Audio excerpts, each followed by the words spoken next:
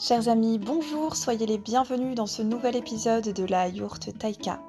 Ici, vous découvrirez mon aventure de 2 semaines. Je suis partie en formation dans les gorges de la Loire pour apprendre à construire une yourte. Cette formation est organisée par une association qui s'appelle Naturel Home. Je vous invite à aller regarder en description, vous avez toutes les informations nécessaires. Sachez qu'il y a aussi un appel à projet. Je vais donc tâcher de vous présenter un peu cette association et puis tous les apprentissages que j'ai découverts tout au long de ces 2 semaines. C'est parti! Bon visionnage! Il y a environ 15 ans, Naturel Home était une entreprise d'insertion qui réalisait des constructions de maisons écologiques en paille. En 2014, Naturel Home Entreprise est devenue Naturel Home Association à but non lucratif. Leur nouvel objectif est de promouvoir la vie alternative en réponse à une société dite moderne qui altère les biens communs. Hervé et ses 3 enfants, Charlotte, Justin et Lee Jalem, ont décidé de diffuser et de rendre accessible leur savoir technique, tant sur l'éco-construction que sur la fabrication de yachts. Ils ont rédigé 2 guides qu'ils mettent à disposition sur le site internet Naturel Home. Par ailleurs, ils proposent des formations à des prix très accessibles, ainsi que leur aide pour fabriquer vous-même votre propre yourte. Et ils vont bien plus loin, puisqu'en venant sur leur site des Roches en Auvergne, vous avez l'opportunité de vous intégrer à cette vie alternative déjà bien excitante. Que ce soit en stage, en assistance construction ou en woofing, ils se feront un plaisir de partager avec vous cette nouvelle existence. Ils souhaitent vous proposer de découvrir cette vie par le biais de l'immersion. Toilettes sèches, poêle à bois, phytoépuration, bûcheronnage, animaux. Comment allez-vous vivre ces choix de vie ? Est-ce que ces choix vous correspondent ? Devenir autonome, oui, mais comment ? Venez essayer et échanger avec eux afin de vous enrichir de leur expérience.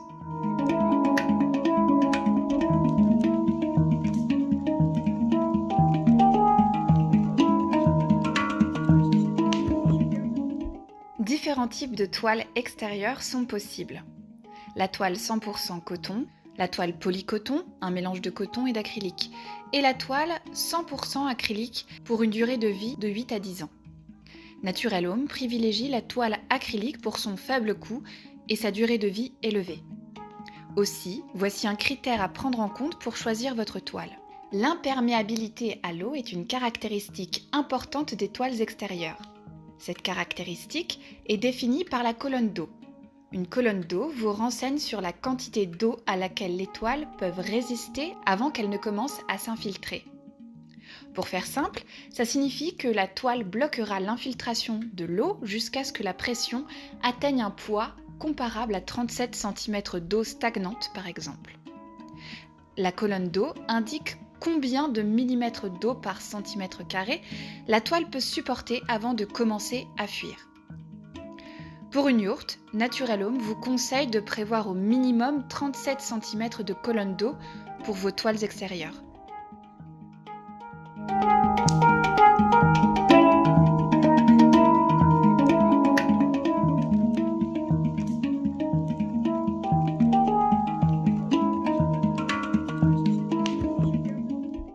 Le toit. Le toit,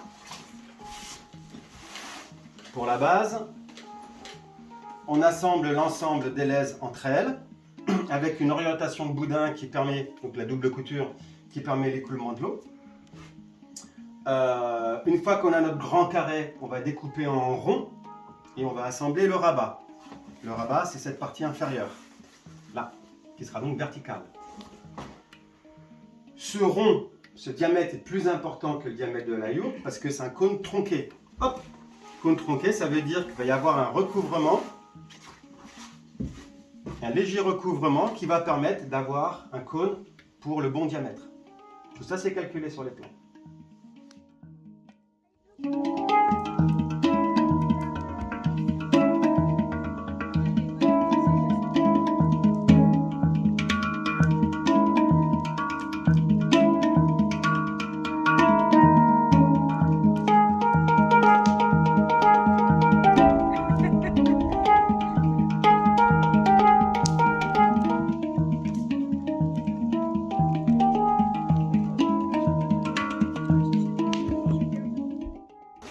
Le cristal.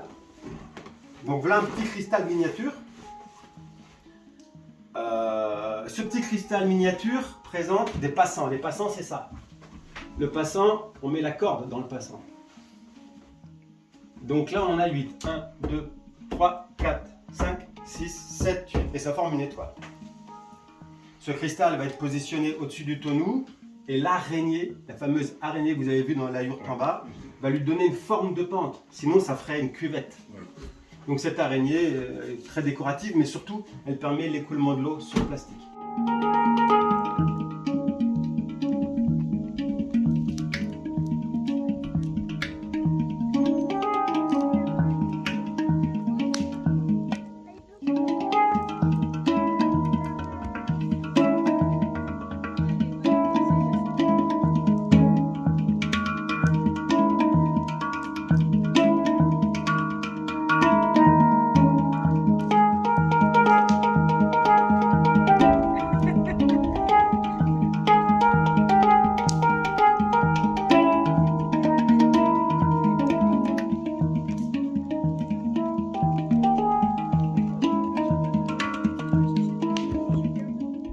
Le mur.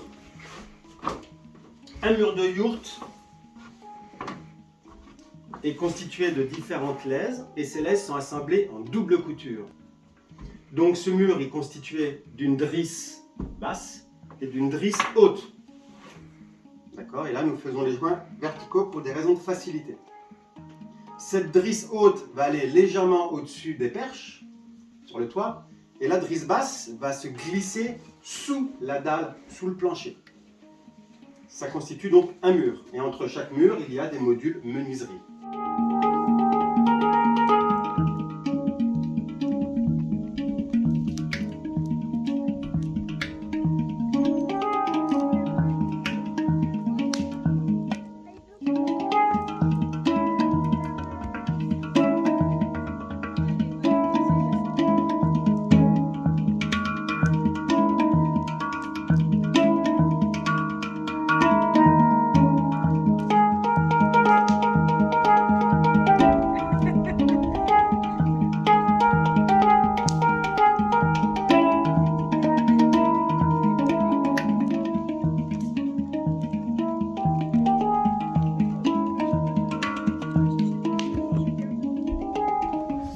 Là, vous avez le tableau qui répertorie l'ensemble des morceaux de bois avec leur nombre de trous pour faire un mur de 3,28 m par 2,21 m au niveau de la perche. Ce tableau permet d'avoir aussi toutes les longueurs de tous les morceaux de bois. Donc un tableau, lorsque je fais par exemple des 2 trous, des petits morceaux qui font 2 trous, ou des grands morceaux qui font 8 trous, et bien les grands morceaux qui font 8 trous, il m'en faut 10. Pour un mur. Donc si j'ai 7 murs à faire, il m'en faut 70. Ok? Donc 70 morceaux de bois. Donc ça veut dire 70 longueurs, plus le nombre de trous. Bref, ça fait 200 ou 300 trous par mur. C'est du délire, pas un seul mètre. Il ne faut pas 1 mètre. Sauf pour fabriquer le gabarit. Tu me montres le gabarit là? Voilà. Le gabarit de trous. On appelle ça un gabarit et chez les couturières on appelle ça un patron. Ce gabarit représente la longueur d'un canard et tous ses trous ainsi que ses longueurs. Donc ça, on le fait une seule fois. Et après, c'est réglé. Après, il suffit de prendre son morceau de canard, le positionner dedans, hop, tracer la longueur et tracer les trous. Voilà, c'est fini le tracé. D'accord ?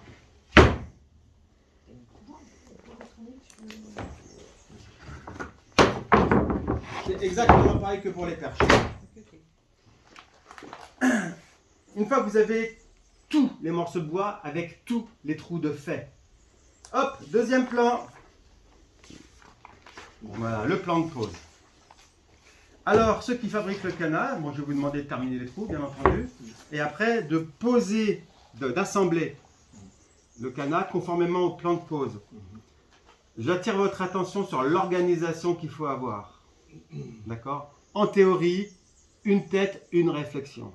Si vous êtes deux à essayer de trouver des solutions, vous allez être dans la panade. Une tête, une solution. Si l'autre est frustré parce qu'il ne l'a pas fait, il refait un canard, il n'y a pas de problème là-dessus. D'accord? Mais il y en a bien un qui décide l'interprétation de ce schéma. Pour moi, c'est important parce que j'ai besoin de savoir que la personne a intégré ce mode de pause. Qui, au premier abord, n'est pas simple. Une fois que c'est un peu comme la machine à coudre. Hein. Les 3 premières heures, 2 premières heures ou les 10 premières minutes, ça fait un peu bizarre, mais après, c'est du normal. Attention, j'attire à votre attention sur ce que le boulon, on le met par en dessous. La tête de boulon en dessous. Vous allez voir pourquoi. Parce qu'on mettra l'écrou par-dessus. Sinon, on ne peut pas.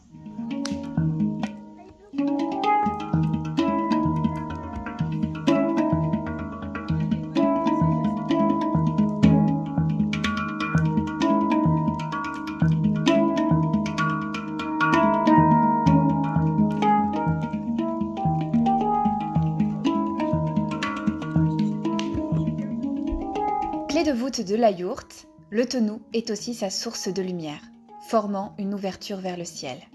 Le tonneau est composé de 3 galettes. La galette supérieure, qui supportera l'araignée avec le cristal, la galette intermédiaire et la galette inférieure qui sera visible depuis l'intérieur de la yourte. Cette dernière est composée d'un chanfrein sur lequel reposeront les 60 perches du toit. Ce chanfrein permet la pente du toit. Entre la galette supérieure et la galette inférieure, contre la galette intermédiaire, se trouvent 60 intercalaires, entre lesquels se glisseront les perches.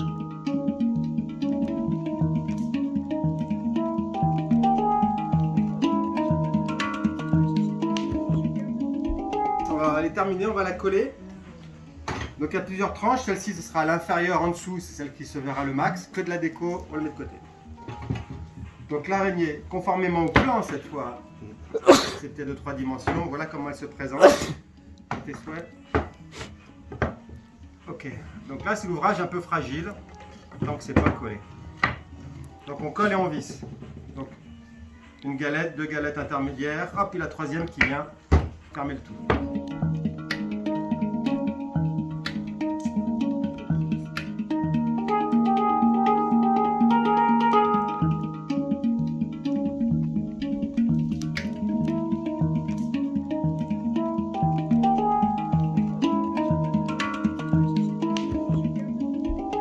Alors, le poteau, donc c'est la partie qui va se mettre sous le tonneau pour le tenir. Le poteau, il est en 4 parties. 2 parties qui sont faites avec des morceaux de perche, hein, qui est la majorité de la longueur. Une partie haute qui est l'appui, on va dire, qui va s'appuyer sous le tonneau. Et pour ça, en fait, on utilise des parties de chute du tonneau. Hein, comme ça, ils ont déjà un peu la forme. Donc après, bon, là ouais, c'est du 40, bon après de toute façon je vérifie mon épaisseur pour pouvoir ajuster après ma longueur de perche. Et aussi un pied qui se trouve tout en bas au niveau du sol, pour pouvoir un peu répartir la charge et faire quelque chose de propre. Et donc là voilà, j'ai repris un morceau, un carré dans une chute. Et l'assemblage, c'est 2 morceaux qui doivent faire en partie haute au moins 2,50 m de haut, qui viennent en sandwich prendre un morceau qui va jusqu'au sol. Voilà. Et ensuite tu fais un assemblage avec des vis au milieu dans le recouvrement.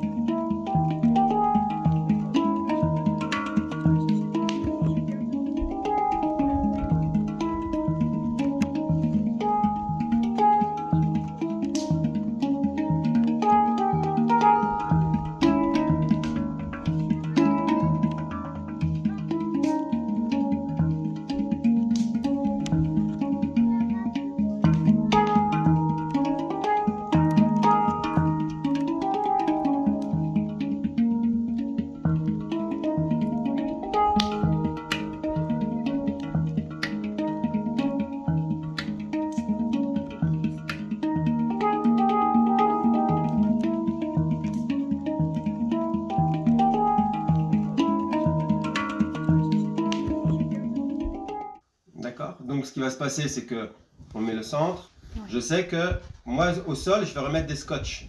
Je sais que la porte d'entrée, elle est là. D'accord, j'ai mon plan qui est en bas. A priori, je dis bien a priori, je dois avoir 1, 2, 3, 4, 5 ou 6 châssis fixes. Mais ça, je vais le tracer au sol avec des scotch pour le montrer. Pas de bloc fumé? Le bloc fumé, il me faut mon plan, hein, c'est le problème, c'est que je suis arrivé sans mon plan. Le bloc fumé doit être par ici. On cherche, je vais commencer à positionner les trucs, il va falloir donc ramener le matériel et le poser. Le poser sur la dalle, vraiment. Voilà. C'est là où on mettra des morceaux de bois qui iront dehors ou dedans pour maintenir l'aplomb. Ouais. On verra que dessous, avant de poser ce module, on mettra un petit comprimant dessous. On commence à poser une menuiserie, un canard, les menuiseries, les autres canards, la menuiserie, hop, à un moment donné on coupe le canard, d'accord. Ce qui veut dire qu'une fois qu'on aura fait ce rond, on a toutes les longueurs de mur. Et à ce moment-là, il faut sortir les murs et les mesurer. S'assurer qu'on a les bonnes cotes. Il va y avoir une erreur quelque part. Voilà. Une fois que l'ensemble sera posé, le plus difficile va arriver, c'est qu'il va falloir monter le tonneau là-haut. Là, je dessine le tonneau. Hein. Donc, une fois qu'il est suspendu là-haut, il faudra avant faire un trou dans l'échafaudage, descendre une corde et se retrouver en bas, sur sa dalle, le centre. Pour être sûr, quoi, pour être à peu près bon. Le tonneau, on va avoir, dans un premier temps, on va mettre 4 perches. 4 points cardinaux. Et donc, on a 60 perches. Le tonneau, je ne vais pas m'amuser à compter quand il est là-haut, ça. Il faut le marquer en bas. Ouais. Voilà, il faut le marquer en bas. Donc, il faut trouver un système pour qu'en dessous, pour ceux qui sont en dessous, ou au-dessus, mais c'est mieux en dessous, qu'on puisse voir, ah bah là, je mets mon point cardinal. C'est pas quand là-haut on est en équilibre qu'il va falloir commencer à compter, quoi. Voilà, on continue l'histoire. Donc, j'ai bien mes 4 perches, j'ai mes cocos qui sont là-haut, qui vont visser, qui vont faire un trou dans le tonneau. Ah, je ne sais pas si c'est fait d'ailleurs. Faire un trou dans le tonneau pour mettre une vis bloquée en haut. En bas, j'ai Cunégonde, vous ne connaissez pas encore Cunégonde, qui va se dire, celui-là c'est le bon truc, hop, le canard, je mets une vis. Voilà, une fois que j'ai mis les 4 perches comme ça, voilà, là je respire, on a fini le plus gros. Les câbles, il va falloir faire une boucle à chaque câble, il y en a 4. Le cumul des 4 câbles, ça fait comme par hasard le périmètre de la ligne. D'accord. Donc il va falloir faire une boucle à chaque fois. Alors il va y avoir 2 serre-câbles. Et on fait une boucle. Et on met 2 serre-câbles. Donc là c'est là où on va chercher les pinces, tout ça, les petites clés qui manquent, c'est la galère. Et une fois qu'une boucle est faite sur un câble, on a toujours nos 4 points cardinaux, c'est super. Eh bien, je vais passer dans une perche. Je passe toutes les perches. Je prends un quart et je refais une boucle. Voilà. Et une fois que les 4 tendeurs sont posés, on va commencer à serrer. Parce qu'on va détendre les tendeurs. On serre bien les câbles. Donc ça va ramener le câble. Et ça va légèrement lever le toit. Paf, ça va libérer les poteaux. Et une fois que les poteaux pouf sont libérés, on est à la bonne hauteur. La structure est terminée. Là, on peut monter. Le fait de monter sur le toit, le fait de mettre l'isolant et la toile, ça rabaisse un peu et ça reprend appui sur les poteaux. Ok, donc ça c'est la structure. On va poursuivre histoire que vous ayez encore une idée générale. Une fois que ça c'est fait, on va poser le toit intérieur sur le toit. Tout va très bien. Après, on va mettre la toile intérieure des murs. Facile, donc là il y a une petite technique à voir. Ensuite, on met l'isolant et les toiles extérieures.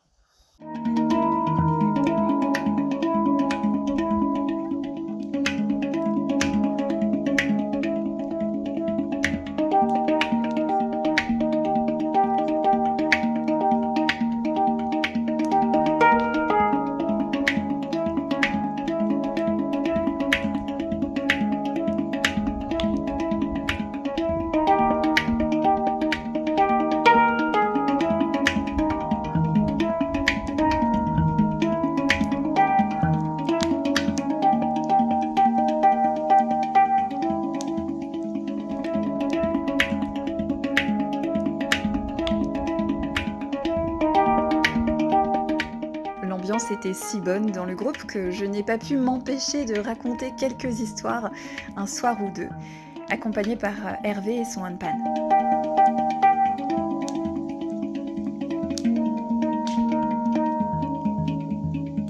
Eh bien, pour conclure, nous pouvons dire que c'est une expérience que je ne suis pas prête d'oublier et que j'espère renouveler très bientôt. Cette formation m'a regonflé d'espoir et surtout m'a confortée dans l'idée qu'un jour, ma maison sera bel et bien une yourte que j'aurai construite moi-même.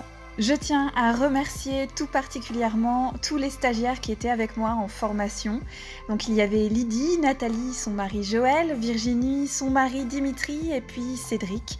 Merci à vous tous pour cette expérience extraordinaire que nous avons partagée. Et puis alors un immense merci évidemment à Hervé et puis sa famille de nous avoir accueillis chez lui, dans son lieu, de nous avoir permis d'expérimenter ce que c'est de vivre en yourte, ce que c'est de construire sa yourte. Je vous rappelle que si vous êtes intéressés, il y a un appel à projet de Naturel Home en description. Merci à tous d'avoir suivi ce nouvel épisode. Sachez que le prochain épisode sera une petite FAQ car j'ai compris qu'il y avait quelques incompréhensions justement sur mon projet. C'est l'occasion de remettre un petit peu en lumière ce qu'est précisément le projet La Yourte Taika et d'en discuter avec vous. Si vous avez des commentaires, des questions, n'hésitez pas à me les poser maintenant ici, là où vous voulez, je les verrai, je les lirai et je répondrai. À très bientôt. Ciao ciao.